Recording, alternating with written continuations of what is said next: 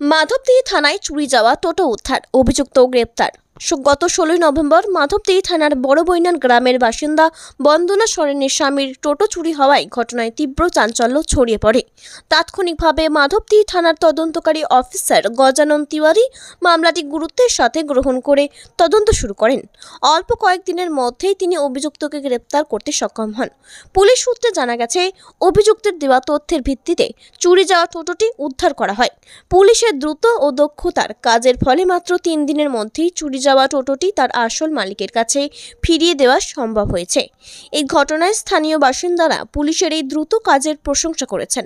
তাদের মতে পুলিশের এই দক্ষতা দেখে তারা আরও বেশি নিরাপত্তা বোধ করেছেন। তদন্তকারী অফিসার গজানন তিওয়ারি বলেন, আমরা এই ধরনের ঘটনায় শূন্য সহনশীলতার নীতি অবলম্বন করি। অভিযুক্তকে গ্রেপ্তার করে চুরি যাওয়া টোটোটি উদ্ধার করতে পেরে আমরা খুশি। আমরা আশা করি এই ধরনের ঘটনা ভবিষ্যতে আরও ঘটবে না। বন্দনা সরেন বলেন, আমি পুলিশের এই দ্রুত কাজের জন্য তাদের ধন্যবাদ জানাই। আমার টোটো ফিরে পেয়ে আমি খুব খুশি। মাধবদী থেকে কৃষ্ণ সাউ রিপোর্ট, সাম্যজিৎ।